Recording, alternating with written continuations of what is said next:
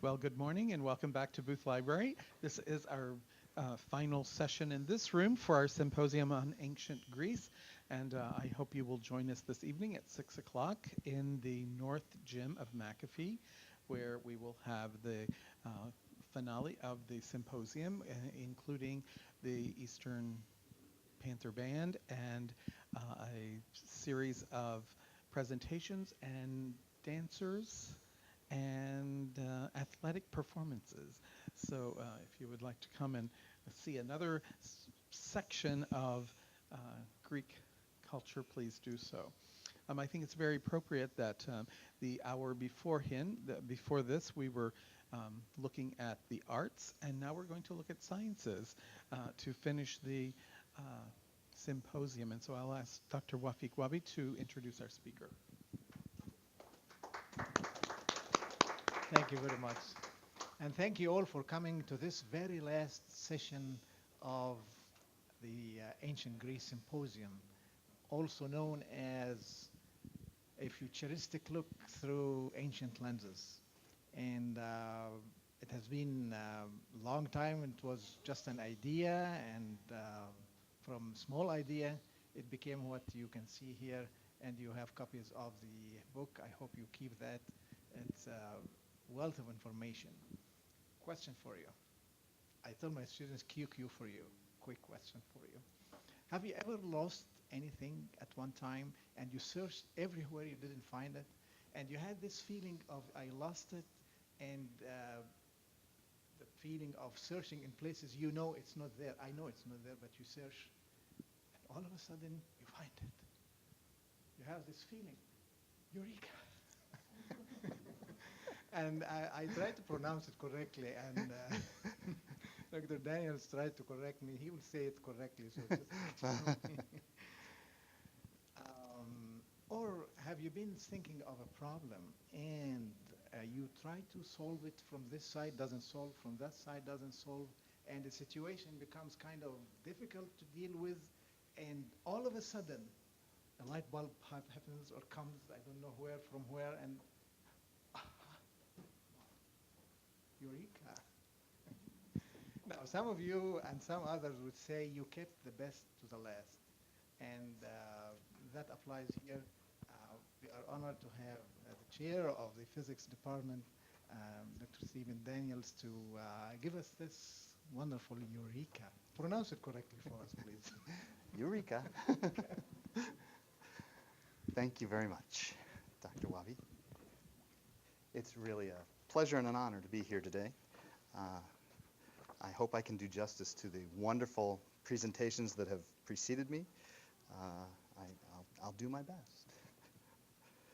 So, there we go.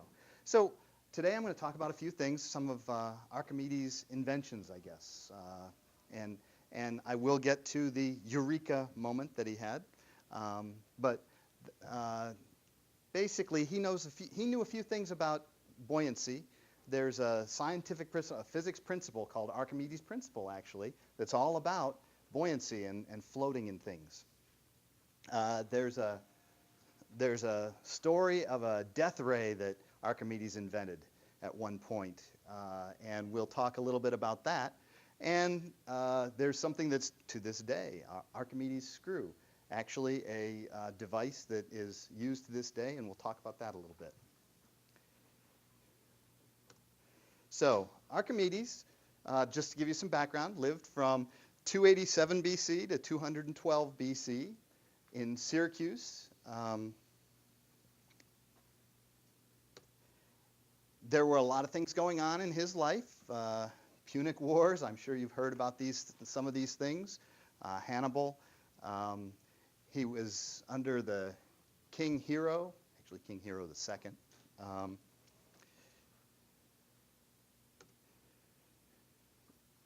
As with many Greek figures, we look to statues to try to get an idea of who this person was. And, you know, the Greeks created a number of wonderful statues over the years.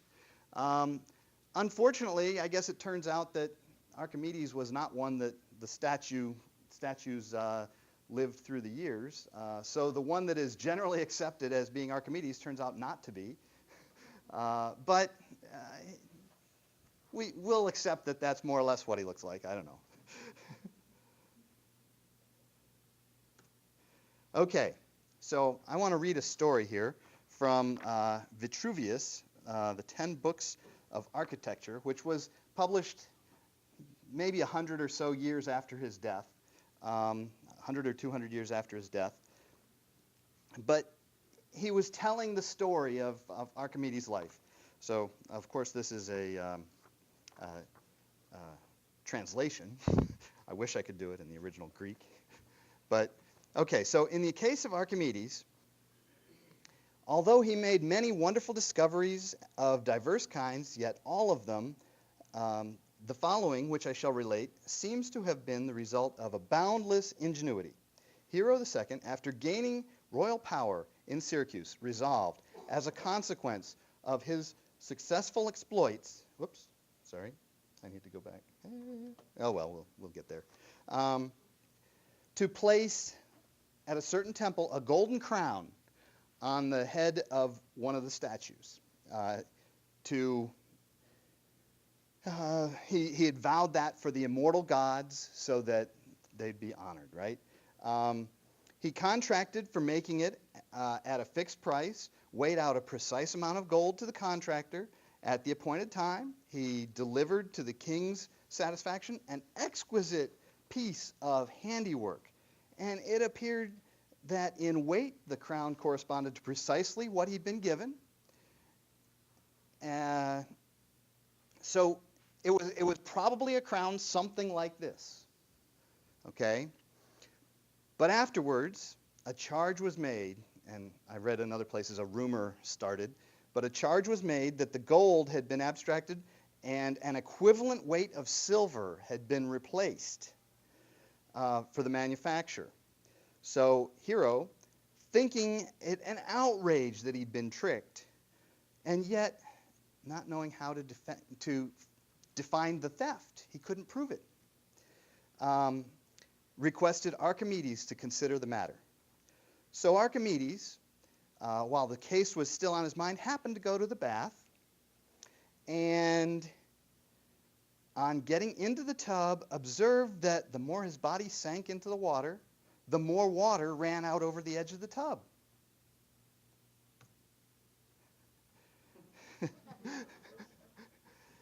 So at this, he pointed out the way to explain the case in question. Without a moment's delay and transported with joy, he jumped out of the tub, rushed home naked, crying with a loud voice that he had found what he was seeking. For as he ran, he shouted repeatedly in Greek, Eureka! Eureka! Which means, in Greek, I found it. Okay, so here's the deal. Let me finish the story, I guess. Taking this as the beginning of his discovery, it is said that he made 2 masses of the same weight of crown, one gold and the other silver. After making them, he filled a large vessel with water to the very brim. He dropped the mass of the silver into it. As much water ran out, equal to the bulk of that silver, sunk in the vessel. Then, taking out the silver, he poured the water back in the container and and measured the amount of water that had come out. Then he goes back and does essentially the same experiment with gold. And he realizes that, in fact, he has more water than gold for the same weight. Okay, after the experiment, he dropped the mass of gold, okay? So finally, he takes the same vessel of water, he drops the crown in, and measures the water that comes out of it, okay? And when he finds out that more water came out than the mass of gold had put out, clearly what he had proven was that there was some silver in the gold. Okay, that's the story of Eureka. But there's a problem with it, okay? Yesterday I decided to run the experiment myself. Only I didn't use gold and silver. I used copper and zinc, but essentially the same. These 2 pieces of material are the same to within a tenth of a gram. They're reasonably equal. And if you drop one of them into the water and collect the water, and you drop and measure that water, and then you drop the other into some water after filling it all the way and collect the water, what I found was, first of all, even with this precise measuring device, which reads to the tenth of the milliliter, I mean, this is really pretty precise, the results were backwards. It didn't work. And other scientists have looked at it and said the same thing, that essentially with the things that Archimedes was working with, though as related there, the story probably it can't be true. I mean, he probably wouldn't have gotten conclusive results because there's so little difference between the two. But he did have available a way to do it that does make sense and could very well have worked. If instead of measuring the amount of water that gets poured out, you look at the buoyancy that the water creates, you get a slightly different result. So what he did, what I believe he did, was he balanced, I hope I can balance it,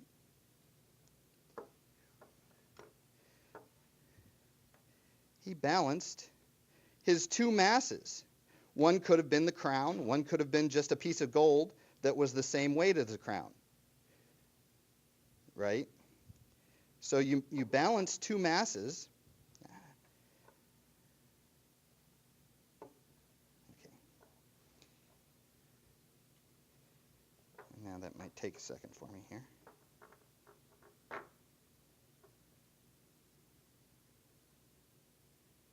Okay. So you balance two masses like that, and if you can do it just so that your stick is level. Oh, fail.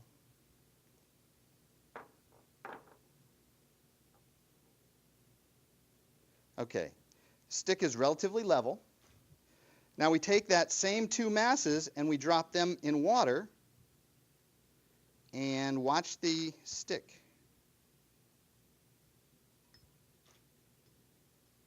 Is it level? Not anymore, right?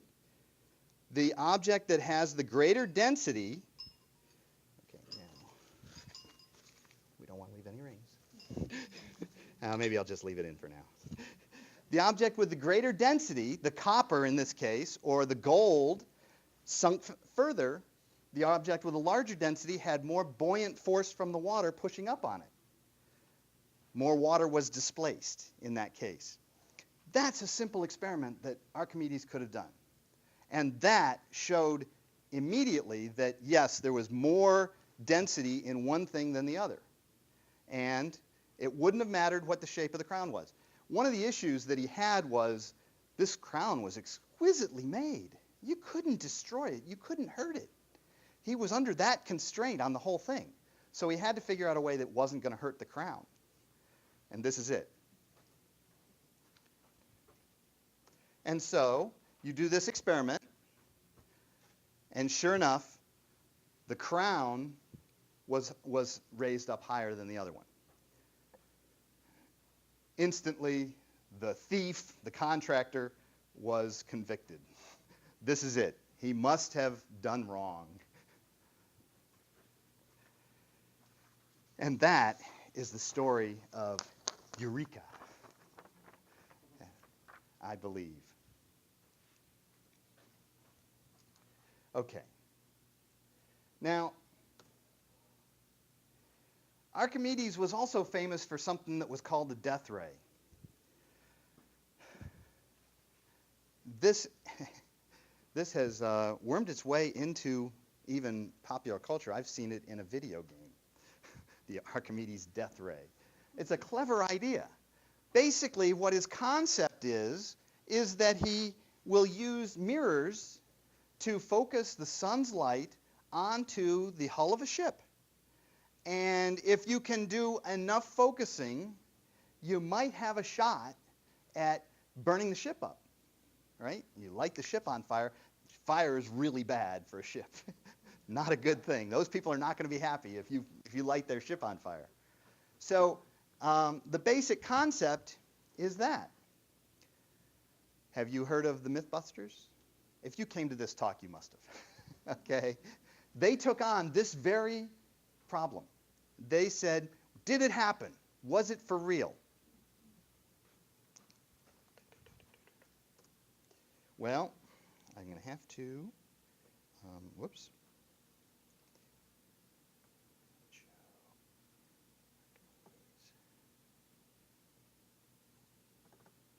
I'm going to try to play a video of the Mythbusters doing the problem.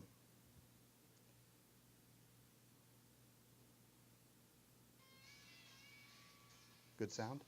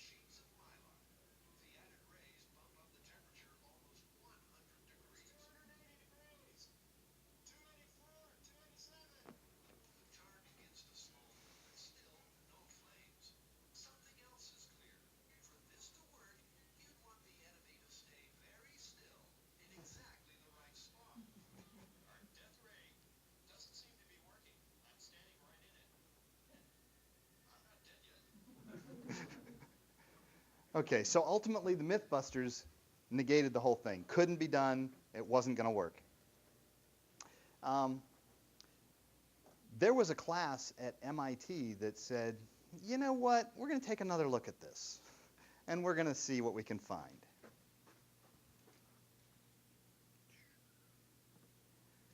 So let's go back to this. Okay. So basically, the basic idea is quite simple. You've got the sun, you put some mirrors on the shore, and you focus, you shine, you reflect the light from each mirror to the same place on the boat. And the more light you get on the boat, the more energy that's being deposited and the more heat that will develop. That's the idea. So some MIT people decided to do this, give it a try. It was a class, actually, in 2009.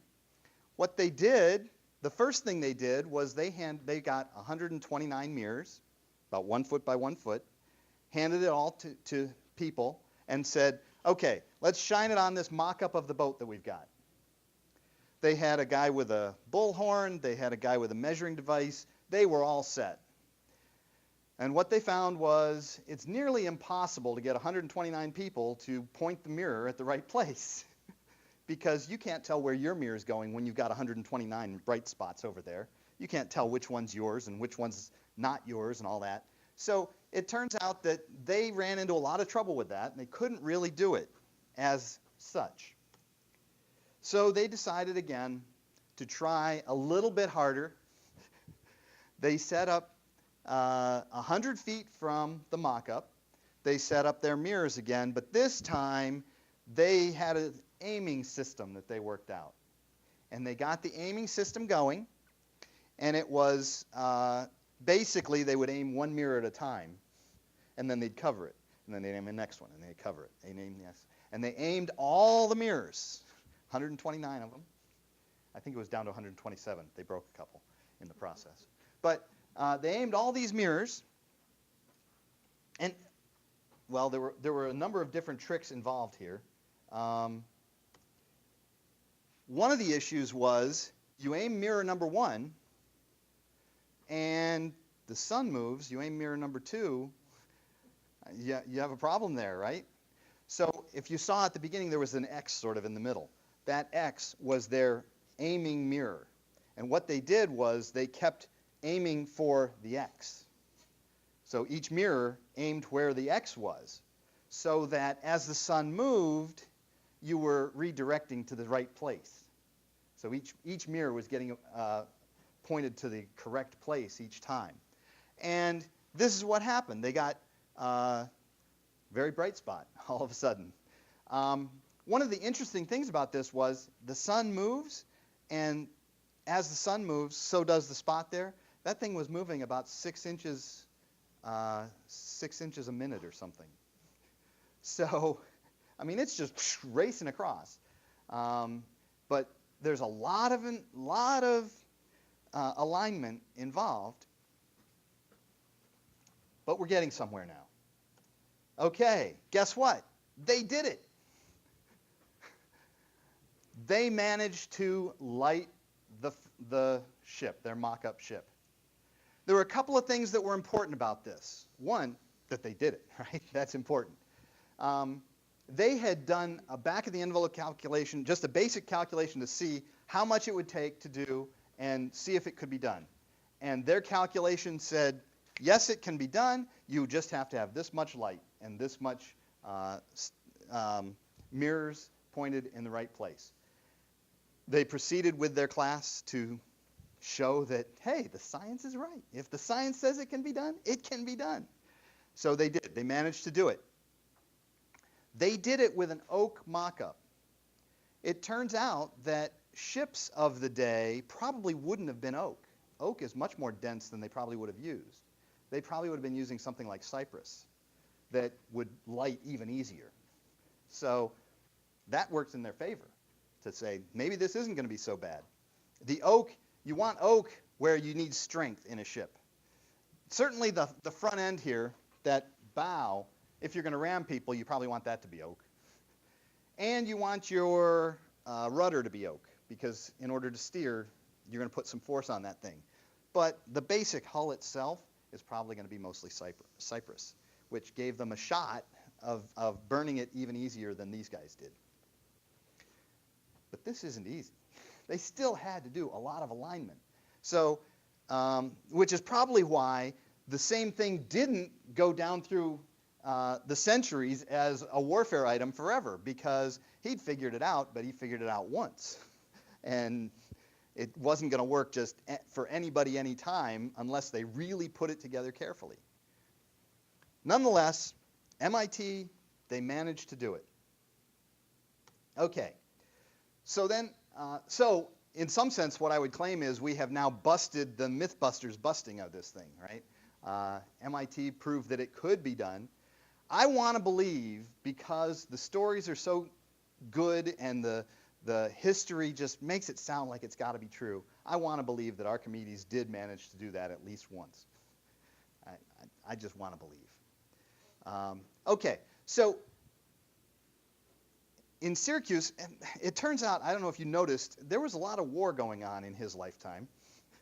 And he was up against trying to figure out war machines all the time. Well, they decided to make a big boat, an extra big boat, to try to, help their war machine. Bigger boat, more war, right? Okay, so they made this big boat, and what they discovered was it was filling with water at the bottom. The bilge was going to be a problem. So they go back to Archimedes and say, can you fix our problem? We're going to have a boat that's going to leak too much. And Archimedes decided on this strategy. If you make a screw like this and just rotate it, it can lift the water up. And it lifts the water little by little up here, and this could be dumped out. So basically, Archimedes' screw was first used as a bilge pump. But it worked. It worked spectacularly. It worked so spectacularly that they still build them today. Not necessarily bilge pumps, but they build Archimedes screw systems today.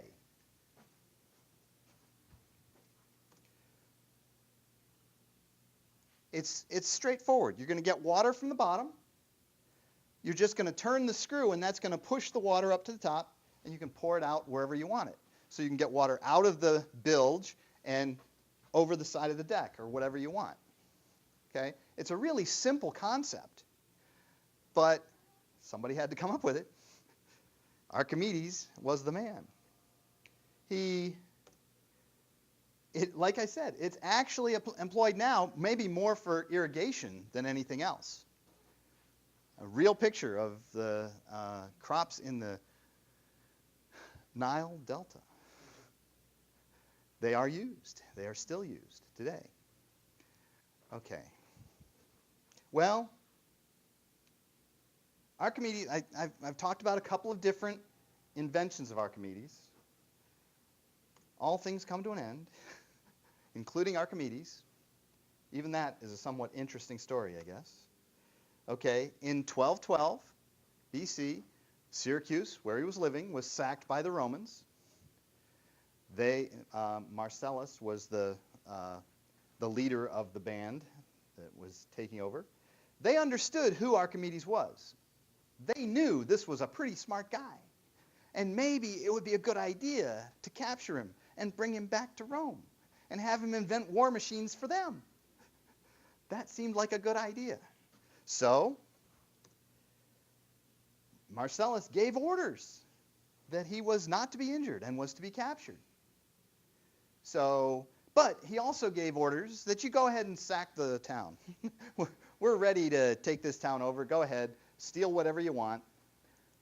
We have now conquered Syracuse. We are going to plunder it now. So a soldier was plundering Archimedes' house, didn't realize who he had there, and killed him in the process. Now, the story goes, and I wonder whether this was just embellishments on the wonderful life of Archimedes, but the story goes that Archimedes was too busy drawing in the dirt that he was trying to work something out, that when the soldier came in and basically said, "Who are you?" Archimedes just basically said, "Don't bother my dirt. Don't mess with this." And the soldier didn't understand what he's doing and just whacked him away. That was it. Kind of a sad ending to Archimedes. So, put this together.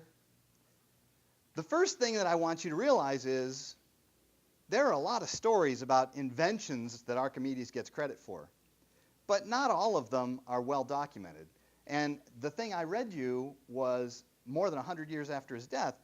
That may or may not have any bearing on what really was happening, right? These are stories that are handed down at some level.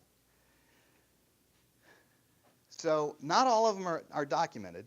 Certainly, some of them could be embellishments. That death ray, there's a theory out there that the death ray was actually a steam cannon, which, again, he could have built. It's possible. And a good cannon, a better cannon than anybody else had, would certainly have shocked the opponents and probably killed a lot of them. It would have been a bad thing, right? So it's possible that that was how he destroyed the ships. His whole point was he wanted to destroy those ships at about, one bow shot length. That was kind of the point of the death ray. Get them within about the distance you can shoot a bow, and now we'll just annihilate them right now. Well, a cannon would do that if you could get the right cannon. And there are plans that have been drawn up for steam cannons that would do that. But I still like the death ray concept. It's just such elegant science. Okay, so he was a great scientist, a great inventor, no doubt about that. In fact, if you really look into his life, he's probably even more known for being a great mathematician, which I haven't even touched on. But he's done a lot of good math, too. Through this study, I have learned a great amount of respect for Archimedes with the kinds of things that he was working with and the kinds of results he got, that these answers last to today. And, the truth that he found is still a truth today. I think that's just amazing. And with that, I'll ask, are there any questions?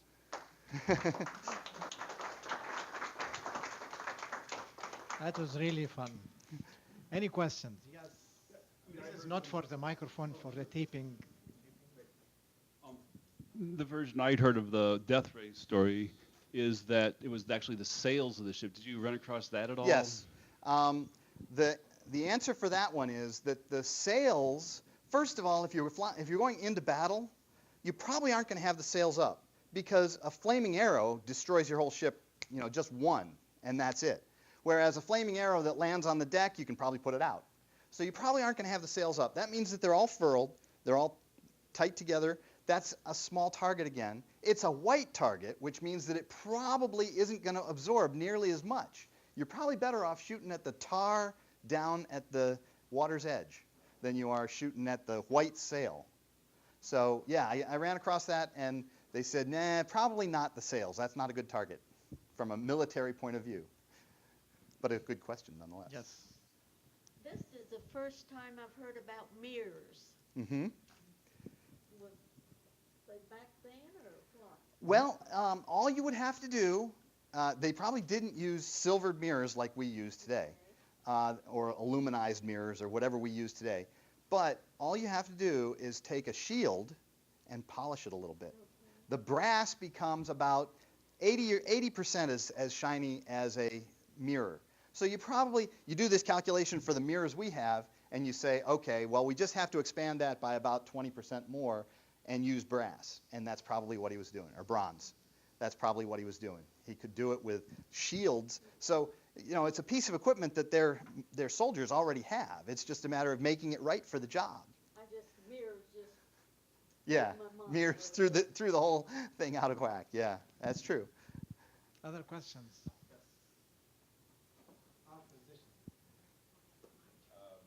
How long did it take the MIT team to set that boat on fire?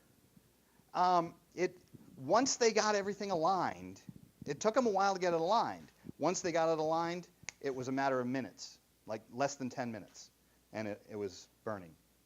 And what I'm saying with it's moving across at 6 inches per minute, that really meant they just had to get it aligned, and then it wasn't like they were heating one spot then. It got to the spot that it just decided to ignite. So it was a matter of a minute or two probably on that spot that it actually managed to get ignition. Yep, it was pretty quick. And you could imagine, if I'm doing this, I did the calculation 129. Okay, now I go to my soldiers and I say, I need 5,000 soldiers. Because I'm not going to do this with 129. I'm going to do this with overkill by a lot. And that's probably what happened. They went to as many soldiers as they could, and they aimed for overkill big time. Get as many polished surfaces as you can, not just the minimum that would do it. Any other questions? Have you read anything about something in Alexandria? They had this big lighthouse at the time, Yeah. and they had a big thing, and they have fire. It was and one of the world's reflection wonders. Yeah. through light or something that they feel, or Yeah. not necessarily make fire, but frighten and kind of blind the ships coming to Alexandria. Oh, I thought it was just basically what we were doing as a lighthouse. What we've done for years as lighthouses, sort of letting people know where the Yeah. port is. But maybe there was more to it. Maybe there was a don't know. defense I wasn't defense there. part. Yeah. Any other questions? These stories were documented as ancient as they were, or Yeah. Yeah, the basic idea of these stories were documented within 100 or 200 years of his life. and they were not lost in the wars and the No. destruction or any earthquakes or anything. Right, Which is good. right. Okay. Well, I couldn't find a better way to end the symposium, except for one in the evening, which will be kind of Even better. music and dance and everything, but no drinks, right? So except water, if you like. Well, would you please stand with me so that we end this in a big note, preparing for the final. So just stand up with me and give a hand to our speaker. Actually, give a hand to Dr. Wabi. Thank you very much. Thank you very much.